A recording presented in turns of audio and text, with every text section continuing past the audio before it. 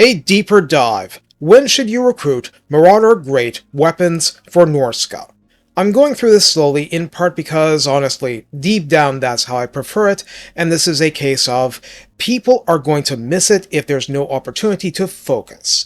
Let's look at what the Great Weapons bring that the other lower tier Marauders did not. This is going to help us understand where they stand relative to Bearmen and so on and so forth. Recruit for 475 gold and 119 upkeep, these exhibit the same 9,360 health the others do at 120 entities. Armor is 15 and no shields. And yes, peasant archers and the like will absolutely seek to focus them down and break them. That's part of why this is a low-tier Great Weapons unit. Leadership 60, Speed 35, Charge Speed 43, no surprises, but that's light on the hoof. Melee attack 34 is 0% worse than the usual Marauders. Attack interval 4.6 is a little higher, but not a whole lot at all. No splash damage. Melee defense of 20 is very consequential. The matchup that's realistic, by the way, is how they stack up against Jade Warriors, which try to do a very different thing. Weapon strength is 30, split base 7, and armor piercing 23, where regular Marauders are 28 by default, heavily tilted toward base damage. Charge bonus of 22 is higher by some degree, and mass is 100. There is no bonus versus large, so while spearmen will attack large targets at melee attack 40 at rank 0, these are melee attack 34, but their attack interval is a lot faster than the spearmen, and their damage is obviously heavily on the armor piercing side, taking out a lot of the randomness about that aspect. Although you need the cavalry to actually stay and fight, that could be an issue. Like their peers, this unit gets rage, needing 100 seconds of melee contact to build up to plus 8 leadership, plus 5 melee attack, and 10% physical resistance, all really helping. In the redline skills, 3 pips of Fearsome Warriors gets you melee attack plus 8, which is substantial, and weapon strength plus 12%. Champions of the North would give rank 7 hardcore survivors armor plus 12, so armor 27 now, melee defense plus 5, and physical resistance plus 10% full-time, cumulative with rage. For the mainline techs, it's same old. Chaos Surge for plus 1 recruit rank and plus 4 leadership, Blade Worker's Hammer for plus 4 melee attack and plus 10% more weapon strength, and Champions of War for plus 5% casualty replenishment and plus 10% physical resistance if rank 7 or above. But if you are, that's full-time, it doesn't need to wait 100 seconds. The best reward for campaigning for Marauders specifically is running with the Hound for beating up on Khorne factions, like Skulltaker, granting plus 4 melee attack generally and plus 8 melee defense, specifically when fighting Khorne factions. So when should we recruit Marauder Great Weapons?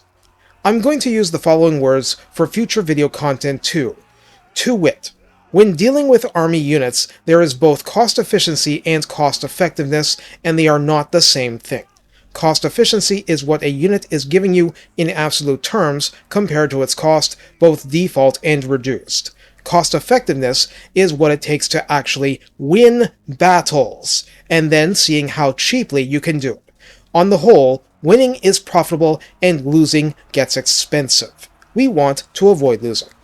The Marauder Great Weapons for Norsca are not cost efficient against chaff compared to the basic Marauders. They won't do that much more damage, and will definitely take more damage, both from melee chaff and low-tier missile units. So what?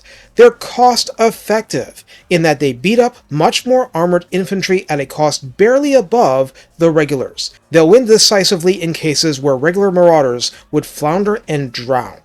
Let's take the Jade Warriors. Just over 1,000 less health on Ultra, armor 70, and missile block 35% by default. Melee attack 24, melee defense 34. Base Marauder damage profile, so 28 damage, split 21 base, AP 7 armor piercing. I grant you, they're really meant to get boosted by Harmony, but often in AI situations they won't be.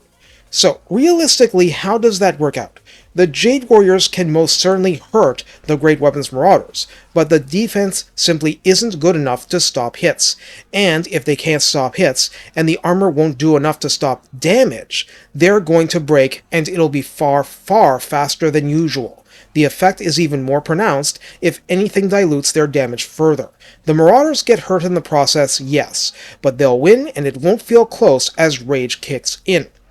The red line and tech improvements are basically all offensive until you're rank 7 or above, 34 plus 12 from redline and techs plus 22% weapon strength, much of it bypassing armor, makes for a very healthy, cheap offensive option that only gets a little bit better as it gets chevrons.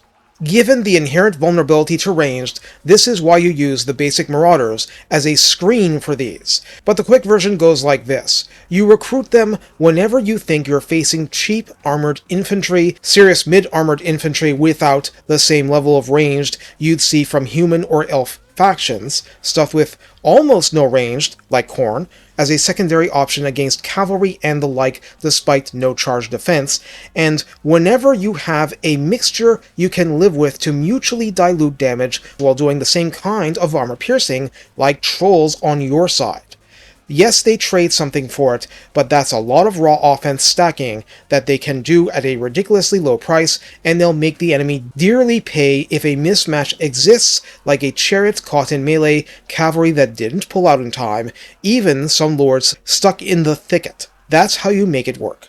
Take care, and have fun chopping armored troops up like they're big trees.